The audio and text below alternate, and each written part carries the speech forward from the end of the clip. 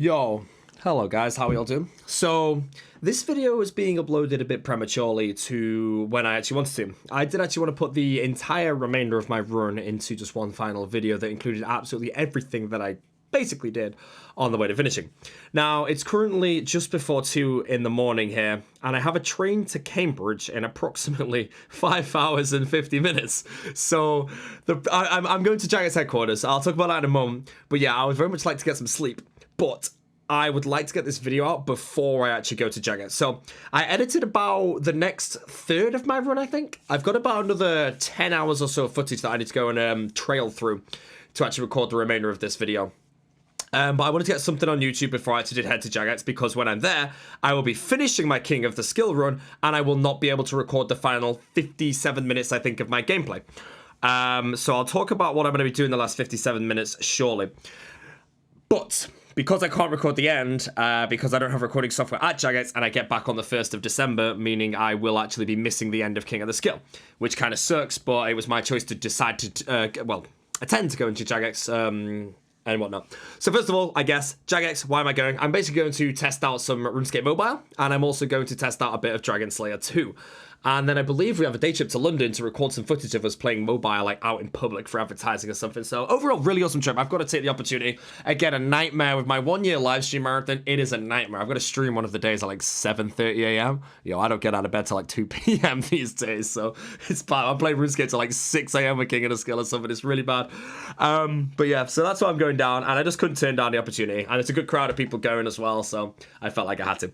Now, a lot of you will remember in my last video that I did actually place a quotation marks bet or a challenge or an offer, whatever you want to call it, on King of the Skill. And that was that I really wanted to see if anybody could break 1600 total on the actual game mode. My run actually hit rank 1 at 1548, and the reason I'm doing another one, which is what you're watching now, is because 1, I wanted to record a new one for YouTube, and 2, I knew I could do a better run.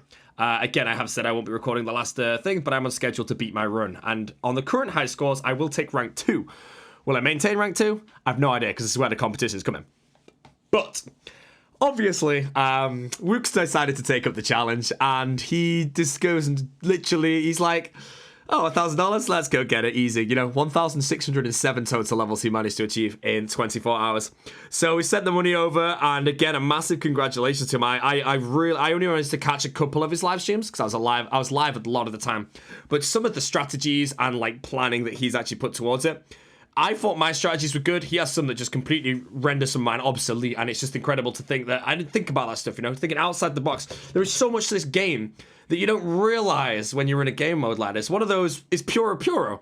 If you go there, you're 83 Hunter or something off red chin chompers. You got tons of chins to chin on range, tons of hit points, tons of defense if you want it. You've got the Hunter. Puro. Dragon Implings. You catch one, you get like 100k in Alex every single time. And you could do an hour of gameplay and catch like 10 of them.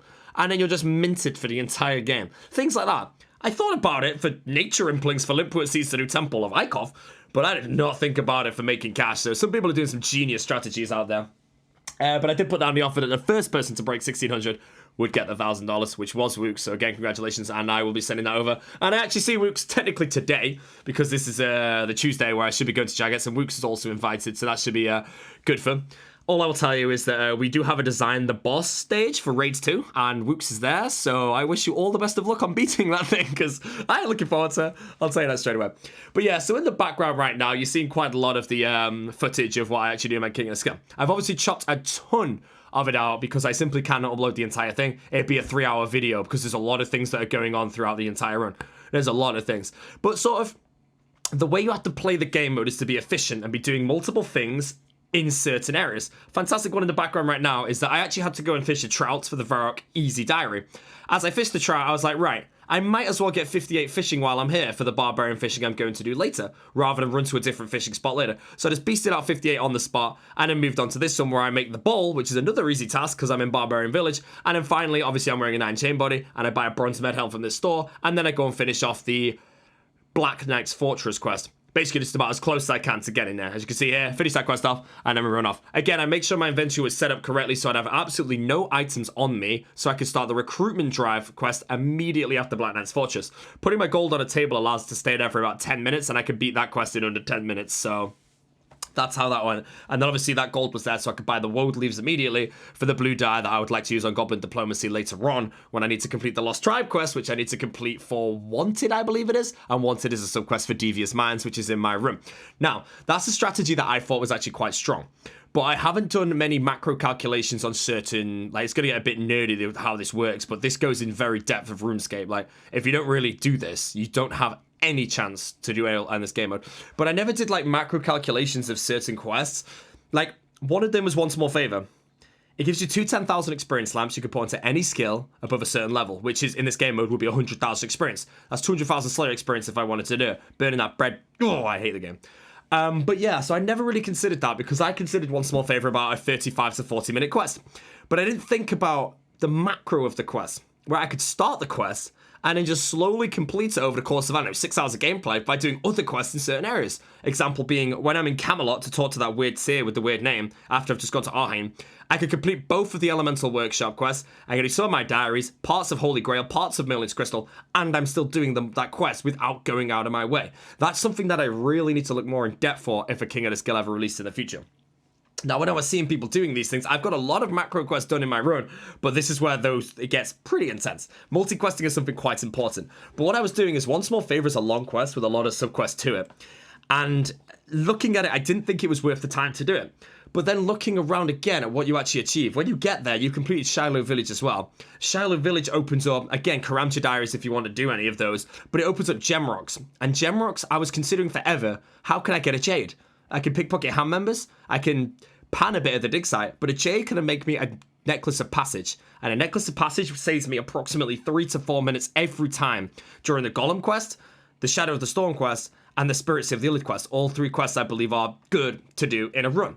And I never considered the time saved by just simply doing Shiloh Village to get that, opening up the One Small Favor quest, which I macro with others, because obviously I'd started while I'm stood in Shiloh Village, assuming I had the subquest, and it opens up King's Round, tons of stuff. Tons of stuff. This game mode, it's extremely enjoyable to play. The only thing I wish is there was more competition. Right now, there's honestly like 5 to 10 people that are actually competing for the top spots. Now, I'm not one that's going to be maintaining the top spot. I can't get the top spot. People are far better at me than with their strategies. But overall, I would love to see like hundreds of people who are all eligible to potentially take that rank 1, just going for it with incredibly intense strategies to say. So hopefully the next King of the Skill either comes with a bigger prize pool from Jagex, or will actually have a lot more people giving it a shot, because it's honestly extremely fun. For someone like me, maybe it's just because I'm streaming it, but I really enjoyed just sitting there and theory crafting a lot of my methods out. And again, I stuck with my guns. I've gone with the methods that I worked out myself.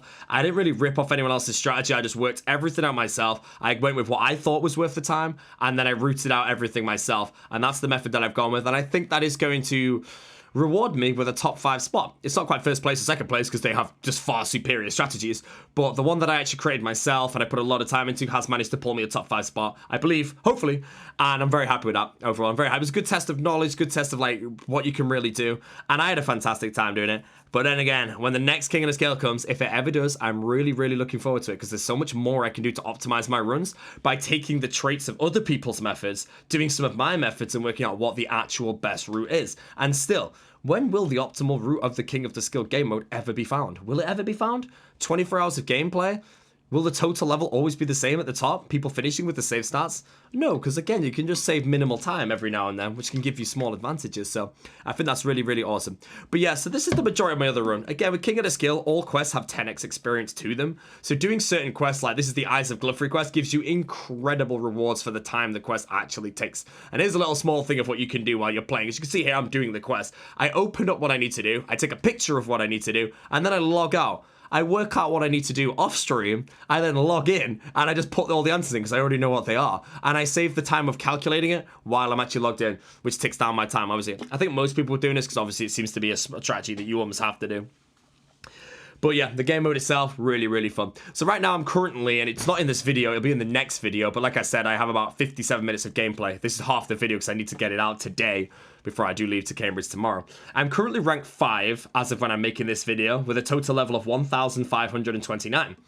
I have about 57 minutes left, and I have yet to train my range level, my construction level, and I think I've got a bit more in Hunter to finish. Along with 2 U seeds I've got planted, assuming neither of them die. I will actually, that reminds me, I need to log in and plant it because it's actually a sapling right now. But I've got approximately 3 days to farm all those. So I'm expecting to get around 1,563 total levels this run, which is 15 higher than my previous, and does put me at, as the time of recording this video, rank 2 in the game mode. In the future, will I ever get a rank 1? Again, once you start taking other people's strategies slightly, take the top 10 players of this one, take a few of their strategies, really work out what is the best, work out how long everything takes, and work out all of the opportunity costs, all of the diminishing returns, everything. Put it together, execute the whole method perfectly, and bam, away you go. Harold, I hate you, by the way. He beat me every time. I was so mad. I had to get the Blurberry special because he beat me that many times, so I was getting mad. But yeah, again, Troll Strong, I mean, Death Plateau quest, not the best reward. It's only a bit of attack experience, which you can train in, honestly, seconds in this game mode. But it opens up the Troll Stronghold quest, which opens up Edgar's Ruse quest, which opens up the My Arm's Big Adventure quest, which I believe worth because it gives incredibly good herb lore and farming experience. 2 skills which are incredibly difficult to actually train in this game mode because you do need to collect the secondaries. But yeah, anyways, that's about all for this video. It's a bit rushed, I'll be honest, but I have just put together quite a bit of footage. And like I said, I'd like to get a video out before I do go to Jagex. Now, the next video on this channel may be a real life video because I'm actually going to be recording my trip to Jagex. The last vlog I uploaded was my trip to Jagex around 3 years ago. And it got some really good feedback. So this vlog will be, again, just what goes on over the next few days at Jagex, and hopefully some people enjoy it. Other than that, I'll get the second half of this run out, and the final part of this run as well, I guess, out as soon as I possibly can. But apart from that, guys, thank you for watching. I'll see you all ASAP with the next video, and I hope you've enjoyed, and wish me luck on top 5.